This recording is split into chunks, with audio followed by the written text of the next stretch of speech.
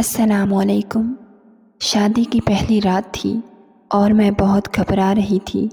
جسم کانپ رہا تھا۔ یہ سوچ کر ہی میری جان نکل رہی تھی کہ اگر سلمان کو پتہ چل گیا کہ میں کنواری نہیں رہی تو شاید وہ مجھے جان سے ہی مار دے گا، کیونکہ میرے پیٹ میں طارق کا بچہ تھا۔ سردیوں کی وہ رات میں کبھی نہیں بھول سکتی جب میں اور طارق ایک غلطی کر بیٹھے تھے۔ آخر سلمان رات 12 بجے کمرے میں داخل ہوا۔ میرا دل دھک دھک کرنے لگا کیونکہ میرا راز کھلنے والا تھا۔ پھر سہاگ رات کا آغاز ہوا تو اچانک میرا شوہر میرا جسم دیکھ کر، کرن میڈیکل کی اسٹوڈنٹ تھی کیونکہ اسے ڈاکٹر بننے کا بہت شوق تھا، اس لیے میڈیکل کالج میں ایڈمیشن لیا اور دل لگا کر پڑھنے لگی۔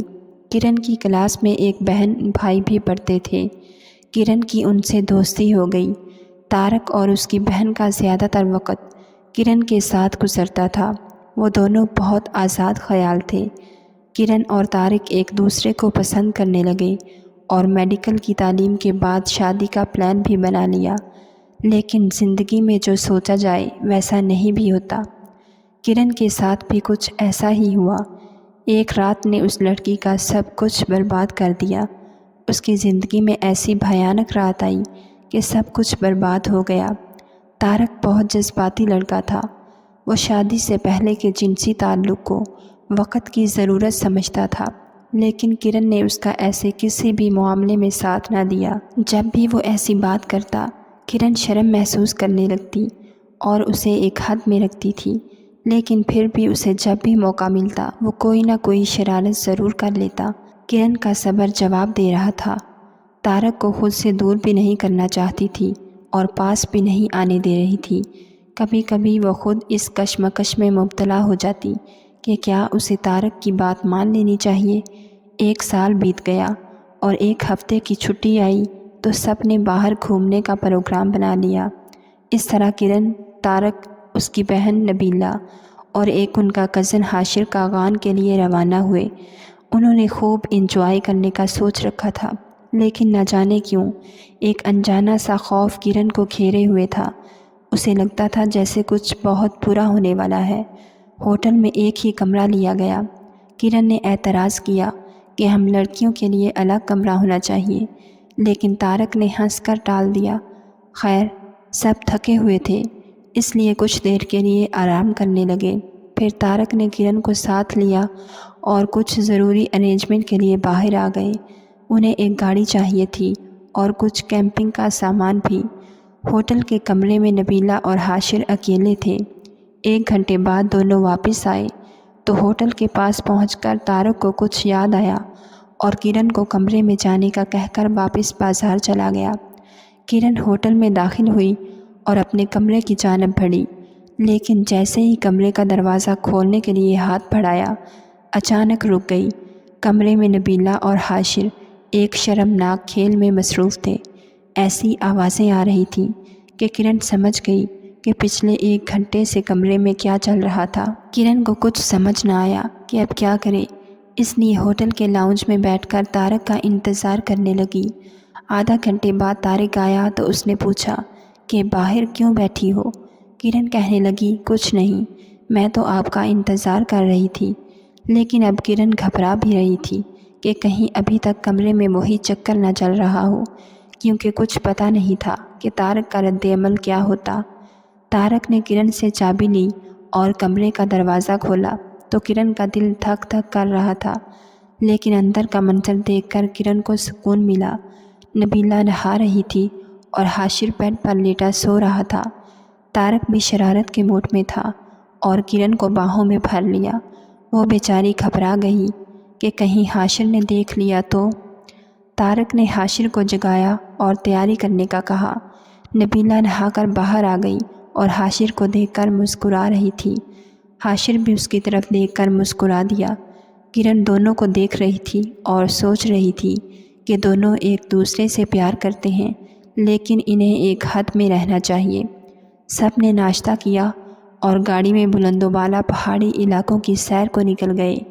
موسم بھی اچھا تھا، بارش ہو سکتی تھی، سردی بھی کافی تھی۔ حاشر نے طارق سے پوچھا کہ کہاں جانے کا ارادہ ہے۔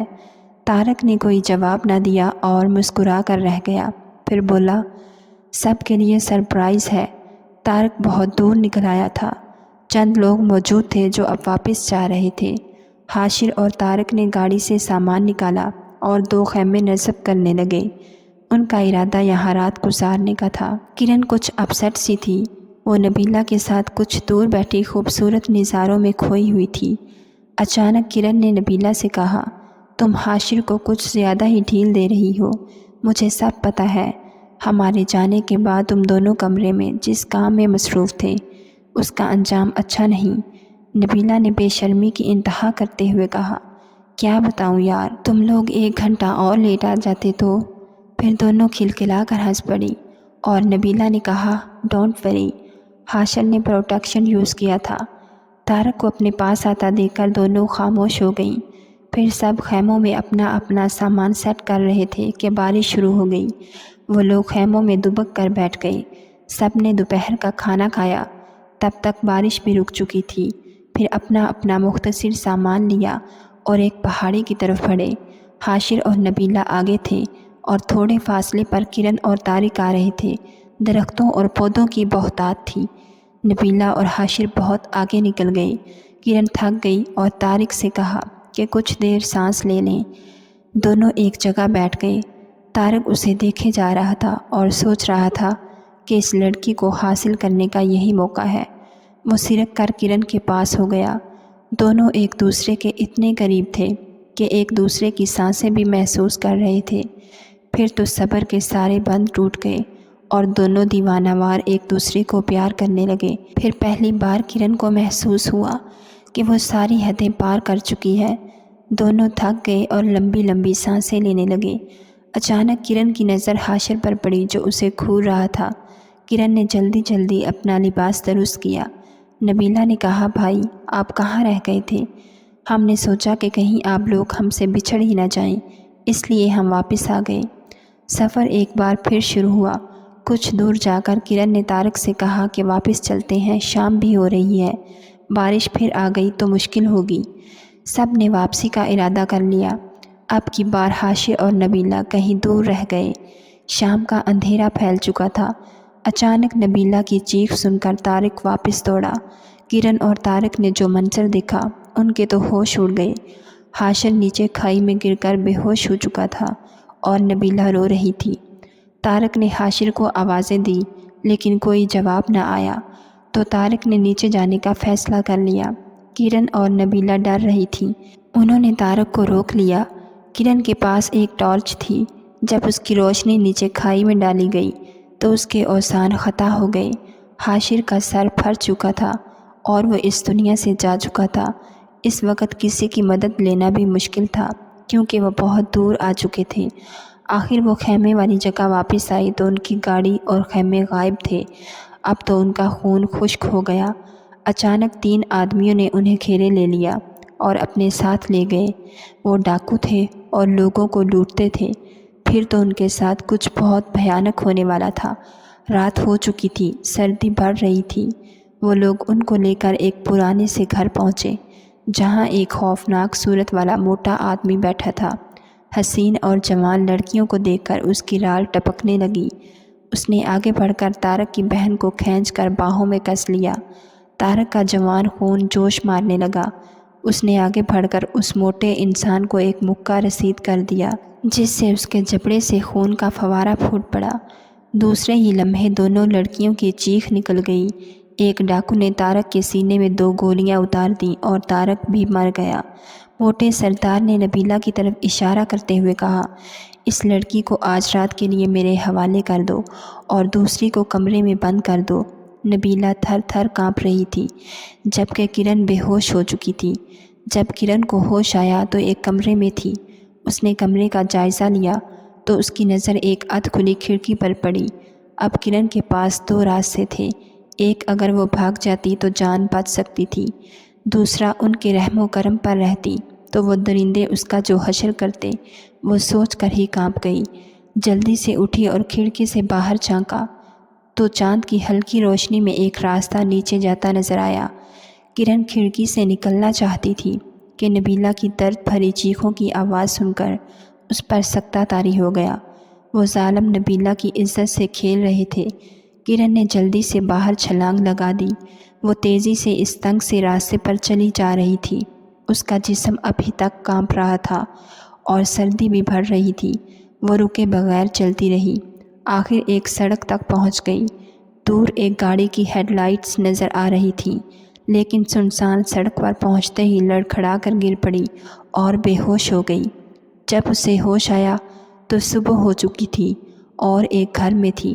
وہ ذہنی طور پر اپسٹ ہو چکی تھی۔ اس کا دماغ کام نہیں کر پا رہا تھا۔ اچانک ایک عورت اندر آئی اور اس سے پوچھنے لگی تو کرن نے جو بیتی سب بتا دی۔ حاشر اور طارق چاند سے جا چکے تھے۔ نبیلہ کا کیا بنا؟ کوئی کچھ نہیں کہہ سکتا تھا۔ اس عورت نے مجھے ایک آدمی کے ساتھ شہر روانہ کیا۔ یوں میں لٹی پھٹی اپنے گھر پہنچی۔ حاشر، طارق اور نبیلہ کی تلاش میں پولیس گئی، لیکن کچھ ہاتھ نہ لگا۔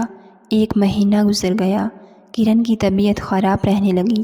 اس کا علاج ہوا اور وہ کافی بہتر ہو گئی۔ اس ساری بات کو کرن نے راز میں رکھا کہ کیسے وہ طارق کے ہاتھوں اپنی جوانی لٹا چکی تھی اور کیسے ان کو اغوا کیا گیا۔ اس نے بس اتنا بتا دیا کہ وہ ان سے بچھڑ گئی تھی۔ سلمان اس کا کزن تھا اور اسے چاہتا بھی تھا۔ اس نے کرن کے رشتے کے لیے اپنے والدین کو بھیجا تو کرن کے ماں باپ نے اس کا رشتہ طے کر دیا۔ کرن طارق کی موت کو بھلا نہ پائی تھی، کیونکہ طارق اس کی پہلی محبت تھا۔ شادی کے دن قریب آ رہے تھے، لیکن کرن گمسم تھی۔ اچانک اسے ابکائیاں آنا شروع ہوئیں تو اسے ہوش آیا اور وہ واش روم دوڑی۔ اس کا دل دھک کر کے رہ گیا۔ وہ میڈیکل کی اسٹوڈنٹ تھی، لیکن پڑھنا چھوڑ دیا تھا۔ وہ سمجھ گئی کہ اب وہ کنواری نہیں رہی، وہ حاملہ ہو چکی ہے۔ اس کے پیٹ میں طارق کا بچہ تھا۔ شادی کی وہ رات وہ کمرے میں بیٹھی یہی سوچ رہی تھی کہ اب کیا ہوگا۔ تھوڑی دیر بعد سلمان سہاگ کی سیج پر آنے والا تھا۔ کرن کا دل زور زور سے دھڑک رہا تھا، کیونکہ اس کا راز کھلنے والا تھا۔ سلمان بچہ نہیں تھا کہ اسے پتہ نہ چلتا۔ اچانک کمرے کا دروازہ کھلا اور سلمان اندر داخل ہوا۔ کرن سہاگ رات کے خوف سے پسینے میں بھیگ چکی تھی۔ ایک قیامت آنے والی تھی۔ سلمان اس کے قریب آ گیا اور اس سے باتیں کرنے لگا۔ وہ صرف سر ہلا کر جواب دے رہی تھی۔ آخر وہ لمحہ بھی آ گیا جس کا ڈر تھا۔ سلمان نے اسے باہوں میں بھر لیا اور اسے پیار کرنے لگا۔ وہ کرن کا دیوانہ تھا۔ اب اس کی دلی مراد پوری ہو رہی تھی۔ پھر وہ ہوا جس کا ڈر تھا۔ اچانک سلمان نے محسوس کیا کہ اس کی بیوی کنواری نہیں ہے۔ وہ پریشان ہو گیا کہ یہ سب کیا ہے۔ اس نے سوالیہ نظروں سے کرن کی طرف دیکھا تو وہ سر جھکا کر بیٹھ گئی۔ سلمان نے لباس پہنا اور جانے لگا تو کرن اس کے سامنے کھڑی ہو گئی۔ کرن کی آنکھوں میں آنسو تھے۔ سلمان نے کہا، کرن اب کیا رہ گیا ہے؟ تم نے میرا دل ہی توڑ دیا۔ لیکن کرن نے کہا، پہلے آپ میری بات سن لیں، پھر جو فیصلہ کریں مجھے منظور ہوگا۔ کرن نے اس پر جو بیتی سب کہہ سنائی اور سسکیاں بھرنے لگی۔ سلمان اسے حیرت بھری نگاہوں سے دیکھ رہا تھا۔ وہ سوچ میں پڑ گیا کہ اس لڑکی نے کتنے درد بھرے لمحے گزارے ہیں۔ محبت میں انسان اندھا ہو جاتا ہے اور بہت سی غلطیاں کر لیتا ہے۔ ایسے ہی کرن بھی ایک غلطی کر چکی تھی جو اس کے پیٹ میں پل رہی تھی۔ وہ رات ایسے ہی گزر گئی۔ اگلی صبح کرن کا سلمان سے سامنا ہوا تو وہ سر جھکائے پریشان کھڑی تھی۔ سلمان اس کے پاس آیا اور بولا، کرن، رات والی بات کی معذرت چاہتا ہوں۔ تم میری زندگی ہو، میں ہر مشکل وقت میں تمہارے ساتھ ہوں۔